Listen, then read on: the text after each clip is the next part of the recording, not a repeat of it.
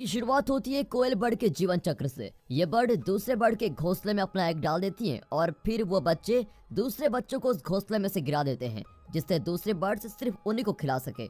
दूसरी तरफ एक प्राइमरी स्कूल दिखाया जाता है जहाँ पे मिस जेमा एक क्लास में बच्चों की देखरेख करती रहती है। कुछ टाइम बाद जब क्लास खत्म होती है तभी एक बच्चे की माँ मिस जेमा से मिलती है और पूछती है कि नए घर की खोज कैसे चल रही है। जेमा कहती है कि खोज तो चल रही है और बहुत ही जल्दी हम एक प्रॉपर्टी एजेंट से भी मिलेंगे। उस लेडी के चले जाने के बाद जेमा देखती है कि उसकी एक स्टूडेंट जमीन पर नजर गड़ाए हुए कुछ देख रही है। जेमा उसके पास आती है और जमीन पर कुछ मरे हुए बर्ड्स को देखती है। वो बच्ची उससे पूछती है कि इन बर्ड्स को किसने मारा होगा। फिर जेमा उसको कोयल की कहानी बताती है और बच्ची पूछती है कि मैम कोयल अपना घोंसला क्यों नहीं बनाती। जेमा बोलती है कि प्रकृति इसी तरह चलती है और सारी चीजें प्रकृति के अनुसार ही चलती हैं। बच्ची को ये चीज बहुत ही भयानक लगती है। फिर वो अपनी माँ के बुलाने पर वहाँ से चली भी जाती है। तभी जेमा के पास एक पेड़ में से कुछ फनी आवाज आती है और वो उसको अपने पास आने को बोलती है। तभी पता चलता है कि पेड़ से टॉम नीचे उतरता है, जो कि एक असिस्टेंट है और जेमा का बॉयफ्रेंड भी है। जेमा को हेलो बोलने के बाद वो जमीन पर उन मरे हुए बर्ड्स को देखता है और फिर उन्हें दफनाने जाता है।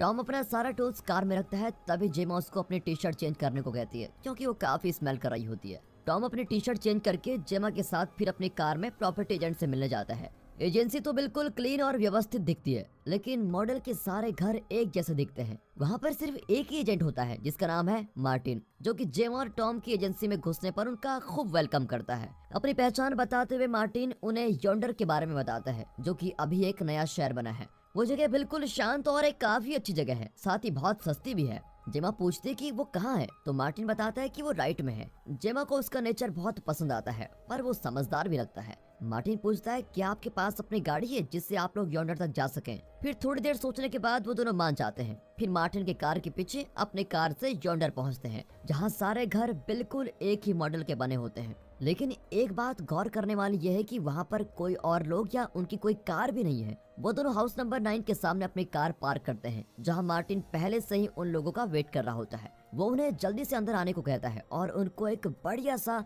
नया सजा हुआ घर दिखाता है। और जब वो दोनों किचन में जाते हैं तो उन्हें फ्रिज से एक बियर की बोतल और स्ट्रॉबेरीज देता है। टॉम और जेमा वो गिफ्ट नहीं लेते, क्योंकि अभी उनको ड्राइव करनी है, इसलिए ये सब कुछ खाना पीना सही नहीं है, जिससे मार्टिन को थोड़ा बुरा भी लग जाता है। फिर मार्टिन उन्हें ऊपर लेकर जाता है, जहाँ एक ब्लू पेंट की भी नर्सरी होती है। मार्टिन बताता है कि ये घर किराए के लिए नहीं है, इसको आप चाहे तो खरीद भी सकते हैं। फिर मार्टिन टॉम और जेमा से पूछता है क्या आपके बच्चे भी हैं, तो जेमा बोलती है कि अभी तो नहीं है। और फिर मार्टिन उसके पूरे जेस्चर की नकल करके वही बात दोहराता है। अब वे तीनों मास्टर बेडरूम में जाते हैं, जहाँ पर 2 शर्ट फोल्ड करके बेड पर रखी हुई है, लेकिन मार्टिन उन्हें जल्दी से बाहर गार्डन की तरफ लेके जाता है। अब वे नीचे आते हैं और मार्टिन उन्हें पीछे की तरफ का घर दिखाता है, पर उनके साथ वहाँ बाहर नहीं आता। जेमा और टॉम हर तरफ देखते हैं और उनको काफी अच्छा भी लगता है। फिर वे पड़ोस का घर देखते हैं, जो कि खाली होता है। अब जैसे ही जेमा मार्टिन से पूछती है कि उनके पड़ोसी यहाँ कब शिफ्ट होंगे, तो उससे पता चलता है कि मार्टिन तो वहाँ पर है ही नहीं। वो घर के अंदर आकर देखते हैं और फिर रोड पर भी, लेकिन मार्टिन वहाँ कहीं नहीं होता और ना ही उसकी कार। अब टॉम जेमा से कहता है कि जल्दी यहाँ से निकल चलो, मुझे यहाँ कुछ गड़बड़ी लग रही है। वे दोनों अपनी कार में बैठकर निकल जाते हैं, लेकिन कुछ ही देर में वो कहीं खो जाते हैं और बार बार घूमकर उसी हाउस नंबर 9 पर ही आ जाते हैं। फिर बहुत कोशिश करने के बाद टॉम कार चलाता है और जेमा फोन पर रास्ता देखती है, पर दोनों के ही फोन पर कोई सिग्नल नहीं आते। टॉम भी अब कुछ नहीं कर पाता। वे दोनों रात होने तक कार ड्राइव करते हैं और सही रास्ते की खोज करते रहते हैं, लेकिन तभी उनकी कार की गैस खत्म हो जाती है और वो रुक जाती है। अब उनके पास कोई चॉइस नहीं बचती, इसलिए मजबूरी में वो पूरी रात उस घर में ही गुजारने का सोचते हैं।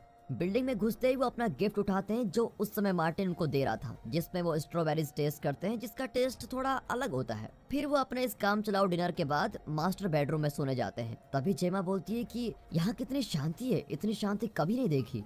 अगली सुबह टॉम स्टेयर्स पर उठता है और रूम के पार देखता है तो सारे घर एक जैसे ही दिखते हैं। स्टेयर्स के नीचे आने के बाद टॉम अब और कुछ करने की सोचता है। वो सन को फॉलो करते हैं। सारे गार्डन और घेरा पार करने के बाद वो बहुत थक जाते हैं, पर फिर भी चलते रहते हैं। पूरा दिन निकल चुका है, पर रात होने से पहले उन्हें एक घर दिखता है जिसकी लाइट ऑन रहती है। जब वो दोनों घर जाते हैं तो वहाँ टेबल पर उनकी पिछली रात की स्ट्रॉबेरीज और ग्लास पड़े हुए होते हैं। अब अपने शक को और पक्का करने के लिए वो लोग डोर के पास जाते हैं जिसपे हाउस 9 लिखा हुआ है, यानी कि वो घूम फिर कर दोबारा उसी घर में आ गए हैं। इस बार उन्हें रोड पर एक बॉक्स मिलता है जिसे जेमा खोलती है। उसमें उसे कुछ खाने के पैकेट्स मिलते हैं। फिर वो रोड के बीच में जाकर अपने उस मिस्टीरियस एजेंट यानी कि मार्टिन को चिल्ला चिल्लाकर वापस आने को बुलाती है। टॉम उस बॉक्स को अंदर लेकर जाता है और उसको फाड़कर अपने लाइटर से जलाता है और फिर सारे पर्दों को जलाकर पूरे घर को जला देता है। अब बाहर जेमा से मिलने के बाद वो उसे बताता है कि वो एक स्मोक का सिग्नल भेज रहा है ताकि कोई इसको देखे और हमको बचाने आ जाए। वो घर को जलते हुए देखते हैं और तभी उन्हें नींद भी आ जाती है। जब वे सुबह उठते हैं तो राख से कवर्ड होते हैं और तभी उन्हें एक बच्ची की आवाज सुनाई देती है। एक और बॉक्स उसके पास रखा होता है। जेमा उसको खोलती है और उसमें एक बच्चा होता है और एक मैसेज कार्ड जिस पे लिखा हुआ है, बच्चे का ख्याल रखो, तुम्हें छोड़ दिया जाएगा। जेमा उसे उठाती है और टॉम को बताती है कि ये एक लड़का है। सामने से जैसे ही स्मोक हटता है तो वो देखते हैं कि वो घर बिल्कुल पहले जैसा ही है और अब ऐसे कर करके 98 डेज निकल चुके हैं और घर के रूफ पर हेल्प पेंट किया हुआ है। अब बच्चा टॉम और जेमा की देखरेख में 10 साल का भी हो गया है। सुबह वो टॉम और जेमा का उठने का इंतजार करता है। जब वो उठते हैं तो वो उनकी नकल करता है और फिर वो दोनों की झगड़े की एक्टिंग भी करता है जैसे कि मार्टिन किया करता था। टॉम उसे शैतान और बदमाश कहता है पर बच्चे को इससे कोई फर्क नहीं पड़ता। फिर वो उन्हें उसकी हाइट को मार करने को कहता है। अब नीचे जाने के बाद जेमा उसकी हाइट मार करती है, जहां हम देख सकते हैं कि पहले से ही कितने मार्क्स लगे हुए हैं। अब पूरे घर में खेलते हुए बच्चा टॉम और जेमा के पास रुकता है और जेमा से पूछता है कि आप इतनी परेशान क्यों हो। जेमा बोलती है कि सबसे पहले तो मैं तुम्हारी माँ नहीं हूँ। बच्चा पूछता है कि मेरी माँ कौन है, तो जेमा बोलती है कि मुझे क्या पता, भगवान जाने। फिर वो लड़का वहाँ से चला जाता है और थोड़े टाइम के बाद उसकी चिल्लाने की आवाज आती है, लेकिन टॉम जानता है कि ये लड़का क्यों चिल्ला रहा है। फिर वो दोनों ब्रेकफास्ट बनाने में लग जाते हैं। जब तक लड़के का खाना तैयार नहीं हो जाता वो शांत नहीं होता, इसका मतलब वो इसलिए चिल्ला रहा था। फिर वो तीनों एक साथ बैठकर खाना खाते हैं। अब खाने के बाद टॉम क्लीन करके सब कुछ एक खाली बॉक्स में डालता है और उसको बाहर रोड पर रख देता है। अब वो दोनों गार्डन में बैठकर इंतजार करते हैं और वो लड़का उनको घूरता रहता है। पर जेमा सोचती है कि ये सब कुछ फालतू है, बड़ा अजीब है, क्योंकि आज तक पता नहीं चल पाया कि ये बॉक्स कौन रख रहा है। अब उस लड़के के घूरने से परेशान होकर जेमा अंदर कॉफी बनाने चली जाती है। तभी टॉम अपनी सिगरेट जलाता है और खत्म करने के बाद उस लड़के पर फेंक देता है, पर सिगरेट उससे टकराकर नीचे गिर जाती है और एक गोलाई में घास को जला देती है। टॉम तुरंत उसको देखता है और अपने कुदाल से वो ग्राउंड खोदने लगता है। तभी उसको वो जगह बहुत ही अलग लगती है। फिर वो अपनी कार में जाता है और अपना सारा टूल्स लेके आता है और वहाँ खोदने लगता है। जेमा पहले तो उसकी हेल्प करती है पर उसे लगता है कि ये सब बेकार है, हम ये सब कुछ क्यों कर रहे हैं। और जैसे ही वो ऊपर देखती है तो उसको सारे टूल्स गायब दिखते हैं। और जब वो लड़के से पूछती है कि तुमने टूल्स देखे क्या, तो वो ना में सिर हिलाता है। अब जेमा वहाँ से चली जाती है और फिर रात में बेड पर उसका वेट करती है। अब वो टॉम से पूछती है कि तुम पूरा दिन होल क्यों खोदते रहते हो। टॉम कहता है कि हो सकता है कि ये होल हमें यहाँ से बाहर निकाल दे। अब टॉम शॉवर लेता है और फिर दोनों एक दूसरे से प्यार करते हैं। उन्हें नहीं पता कि वो लड़का उनको देख रहा है। अगली सुबह वो फिर से उसी रूटीन से शुरू करते हैं, पर टॉम ब्रेकफास्ट के बाद अपने काम में लग जाता है। जेमा उसको हेल्प के लिए पूछती है पर वो अकेला काम करना चाहता है, तो जेमा खुद कपड़े धोने चली जाती है। वो लड़का फिर से इधर उधर दौड़ते हुए अपना मनोरंजन करता है। फिर वो टीवी ऑन करता है जिसमें वो अजीब सा कुछ पैटर्न जैसा देख रहा होता है। रात होती है तब जेमा जाकर अपने कार में बैठ जाती है। तभी टॉम भी उसके साथ आकर बैठ जाता है क्योंकि कार में उन्हें कुछ अपना सा लगता है। रिलैक्स करते हुए टॉम का हाथ गलती से रेडियो पर लग जाता है और वो ऑन होता है। तभी वो दोनों बड़े खुश हो जाते हैं क्योंकि कार की बैटरी अभी भी बची होती है और वो दोनों कार के आगे की लाइट ऑन करके मस्त डांस करने लगते हैं। और फिर म्यूजिक की तेज आवाज को सुनकर वो बच्चा भी वहाँ पर आ जाता है और डांस करने लगता है। तभी उसके हाथ से टॉम को धक्का लग जाता है और टॉम नीचे गिर जाता है। अब टॉम को गुस्सा आता है और टॉम बच्चे को वापस मारता है। अब इससे परेशान होकर टॉम घर के अंदर चला जाता है। वहीं वहाँ जेमा परेशान होकर उस लड़की को देखती है जो कि अभी भी उस म्यूजिक में डांस कर रहा होता है। कुछ देर बाद जेमा उस लड़के को बेड तक छोड़ के आती है और उसे बोलती है कि प्लीज हमें थोड़ा देर अकेले रहने दो।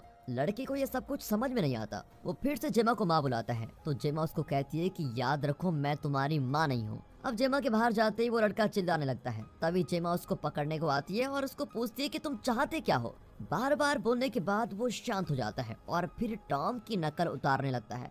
अब जेमा को इससे बहुत गुस्सा आता है और वो उस लड़के को बकवास कह देती है और वहाँ से चली जाती है। अब टॉम के पास आने के बाद वो टॉम को किस करना चाहती है पर टॉम उससे माफी मांगता है क्योंकि वो बहुत थक चुका है। दिन बीतते जाते हैं और उन लोगों का वही सेम रूटीन होता है। टॉम का होल अब धीरे धीरे बड़ा होता जाता है। एक दिन सुबह उसे होल में से एक आवाज सुनाई देती है जिससे वो और ज्यादा खुदाई करने लगता है। अब एक रात उसे पता चलता है कि ये वही आवाज है जो आवाज उस समय टीवी से आ रही थी जिस समय वो छोटा लड़का टीवी देख रहा था। यानी कि कुछ ना कुछ तो चक्कर है इसके बीच में। वो दोनों टीवी ऑफ करना चाहते हैं पर लड़का रिमोट वापस लेकर फिर से टीवी ऑन कर देता है। अब कुछ समझ न आने के बाद वो दोनों वहाँ से लड़के को छोड़कर चले जाते हैं। कुछ दिनों बाद उसी सेम बोरिंग रूटीन से परेशान होकर वो उस लड़के का बॉल वॉल पर फेंक देता है और उसको कार में जाकर लॉक कर देता है ताकि वो लड़का उनको परेशान न करे और वहीं कार में मर जाए। लेकिन जेमा को लड़के पर दया आती है और वो टॉम से की मांगती है, पर टॉम उसको घर के अंदर पुश करके उसे बोलता है ये अपना बच्चा नहीं है और हमें उसकी कोई केयर नहीं है, ना ही हमको करनी चाहिए। हो सकता है कि अब इसको बचाने यहाँ पर कोई आए, तभी हमें पता चलेगा कि हम यहाँ पर कैसे फंसे हुए हैं। जिम अब टॉम को पुश करती है और कहती है कि अगर उसे कोई बचाने नहीं आया तो क्या होगा। लेकिन टॉम कहता है कि मुझे नहीं लगता कि ये कोई इंसान है और हो सकता है कि अगर ये मर जाए तो हम दोनों फ्री हो जाएंगे। लेकिन जेमा वेट नहीं कर सकती और वो टॉम से की छीन लेती है और उसको लेकर कार से बाहर निकाल लेती है। अब वो लड़का जेमा के साथ अंदर जाने को रेडी हो जाता है क्योंकि जेमा उससे प्रॉमिस करती है कि अब टॉम तुम्हें कुछ नहीं करेगा। अब एक बार इवनिंग में जेमा लड़के को बेड पर सुलाने लेके जाती है और उसे सपनों के बारे में बताती है क्योंकि उस लड़के ने कभी भी सपने नहीं देखे।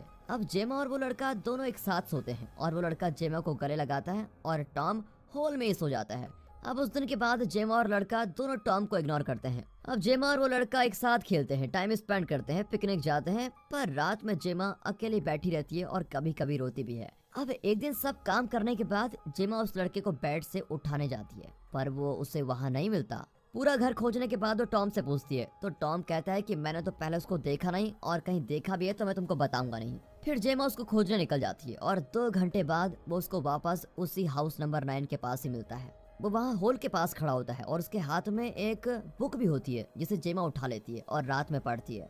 बुक बहुत सारे सिंबल्स के साथ भरी पड़ी होती है और वही सारे अजीब पैटर्न होते हैं जो कि वो लड़का टीवी पर देखता था। कुछ इंसानों की फोटो और फैमिली और बहुत सारी अजीब चीजें बनी होती हैं। दिखा दे तो टॉम आज भी होल में सोता है। जेमा उस लड़के के पास जाती है और पूछती है तुम कहाँ गए थे, तो वो बताता है कि वो एक रहस्य सुलझा रहा है। जेमा उससे पूछती है कि तुमने क्या क्या खोजा, तो वो बताता है कि बहुत सारी चीजें। जेमा आगे पूछती है कि क्या तुम किसी से मिले थे। लड़का हाँ बोलता है पर ये भी कहता है कि मुझे बताने से मना किया गया है। तभी जेमा को एक प्लान सोचता है। वो पूछती है क्या तुम टॉम और डॉग की नकल उतार सकते हो। वो लड़का बहुत अच्छे से करने लगता है। फिर जेमा उसे उसकी नकल करने को बोलती है जिससे वो आज मिला था। तभी वो लड़का चिल्लाने लगता है और टीवी वाली आवाज निकालने लगता है और उसका थॉट भी फूलने लगता है। जेमा बहुत डर जाती है और रोने भी लगती है, बिल्कुल पीछे हट जाती है। लड़का उसे फिर से माँ बुलाता है पर जेमा उसे याद दिलाती है कि मैं तुम्हारी माँ नहीं हूँ। वो सिर्फ उसे घर जाने को बोलती है पर लड़का उसे बेवकूफ कहता है और कहता है मैं तो अपने घर में ही हूँ। कुछ दिन और पास होते हैं और अब घर पे हेल्प की जगह एफ वर्ड लिखा होता है। घर की रूटीन सेम होती है। अब वो लड़का बड़ा एडल्ट हो चुका है और बिल्कुल मार्टिन जैसा दिखता है। जेमा उसके लिए डिनर लेकर आती है और उसे अकेले खाने को छोड़कर चली जाती है। फिर जेमा अपना और टॉम का डिनर लेकर हॉल के पास चली जाती है। तभी टॉम उससे पूछता है तुम क्या सोच रही हो, तो जेमा बताती है कि काश जब वो लड़का बच्चा था हमने उसको तभी मार दिया होता तो कितना अच्छा होता। टॉम भी कहता है कि हाँ मैं तो उसको मारने वाला था पर तुम ऐसा नहीं कर पाती क्योंकि तुम एक साफ दिल की औरत हो। अब टॉम शावर लेता है और हम देख सकते हैं कि उसे गहरे निशान पड़े हुए हैं जो कि होल खोदने से आए। अब वो बहुत बीमार भी हो गया है और जेमा उसको साफ करने में हेल्प करती है। अगली सुबह वो लड़का अपनी बुक लेकर कहीं जा रहा होता है जो कि उसका डेली रूटीन है। तो इस बार जेमा उसको फॉलो करती है पर वो फिर से कहीं खो जाती है और वहीं हाउस नंबर 9 के पास आ जाती है। टॉम अभी भी होल को खोद रहा है और फाइनली अब उसको कुछ मिलता है। लेकिन जब उसको ये पता चलता है कि ये एक वैक्यूम बैग है जिसमें एक बॉडी होती है तो वो चिल्लाकर बिल्कुल डर जाता है। अब वो होल से बाहर निकलता है और जेमा उसको आवाज लगा रही होती है और वो भी उसको वापस से आवाज लगाता है। उसे सांस लेने में काफी दिक्कत होती है। तभी वो ग्राउंड पर लेट जाता है। तभी जेमा भी टाइम पर वहाँ पहुँच जाती है और उसको किस देकर खड़ा करती है। अब वो दोनों घर की तरफ जाते हैं पर डोर अंदर से लॉक होता है। टॉम को जमीन पर बैठाकर जब वो विंडो से देखती है तो वो लड़का वहाँ टीवी देख रहा होता है और जेमा की डोर खोलने की आवाज को बिल्कुल इग्नोर कर देता है। अब उनके पास कार में सोने के अलावा और कोई जगह नहीं बची है। कुछ घंटे बाद जब जेमा सोकर उठती है तो वो देखती है कि टॉम की हालत बहुत बिगड़ती जा रही है। वो कार से बाहर आती है तो डोर पर जोर से नॉक करती है। जब वो लड़का घर से बाहर आता है तो वो उससे हेल्प मांगती है पर वो बोलता है कि अब टॉम का टाइम पूरा हो चुका है और ये कहकर वहाँ से हमेशा की तरह निकल जाता है। जेमा उम्मीद हारने के बाद वहीं बैठी रहती है और टॉम का लास्ट सिगरेट जलाती है। फिर वो दोनों अपनी वो वाली बातें याद करते हैं जब वो मिले थे और सन धीरे धीरे नीचे जा रहा होता है और जब वो दोनों अपनी आखिरी बात करते हैं तो उसी के साथ टॉम की डेथ हो जाती है। जेमा उसकी बॉडी से चिपक कर बहुत रोती है। फिर इवनिंग में दिखाते हैं तो वो लड़का वापस एक बॉक्स के साथ आता है तो देखता है कि जेमा टॉम की बॉडी पर लेटी हुई है। जेमा सोकर उठती है तो उस बॉक्स में देखती है तो उसको वही वैक्यूम बैग्स मिलते हैं। वो पीछे हट जाती है बिल्कुल डर के। फिर वो लड़का उस बैग में टॉम की बॉडी को डालता है और उसको उस होल में ही फेंक देता है। जेमा सिर्फ देखती रहती है पर कुछ कर नहीं पाती। अगली सुबह जेमा अपनी कार में छुप जाती है और उस लड़के का वेट करती है कि वो कब घर से बाहर निकले। जब वो बाहर आता है तो जेमा को खोजता है। तभी जेमा मौका देखकर उस पर कुदाल से अटैक कर देती है। लड़के को थोड़ी सी चोट आती है और वो वहाँ से जल्दी जल्दी भागने लगता है। जेमा भी उसको फॉलो करती है। तभी वो एक रेड पेंटेड हाउस में गिर जाती है जहाँ पर उससे एक फैमिली सेम अपने जैसे हाल में दिखती है। एक अजीब सा लड़का वहाँ टीवी देख रहा होता है और एक औरत किचन में रो रही होती है। तभी अचानक फ्लोर से स्वेलर कट जाता है और अब वो एक ग्रीन पेंटेड घर में आती है जहाँ पर एक कपल प्यार कर रहे होते हैं और एक लड़का उनको देखकर ताली बजा रहा होता है। तभी वो दूसरे वॉल में से एक पर्पल बाथरूम में चली जाती है जहाँ पर वो देखती है कि एक आदमी टब में मरा पड़ा हुआ है। शॉक में वो पीछे आती है। तभी वो स्टेयर से रोल करते हुए हाउस 9 में आ जाती है। वो बाहर जाने की कोशिश करती है पर वहीं गिर जाती है और दर्द से रोने लगती है। तभी अंदर वो लड़का दीवार पर अपनी हाइट के मार्क को पेंट कर रहा होता है और सारे घर में सब चीज बिल्कुल नई बनने लगती है। फिर वो जेमा को उसी वैक्यूम बैग में भरता है और जेमा से बोलता है कि तुम ही मेरी माँ हो और मेरी माँ मर जाती है। अब जेमा बहुत घबरा जाती है और कहती है कि मुझे तो सिर्फ एक घर चाहिए था। तो वो उसको पागल बोलता है और कहता है तुम ऑलरेडी घर में ही हो। जेमा आखिरी बार बोलती है कि मैं तुम्हारी माँ नहीं हूँ।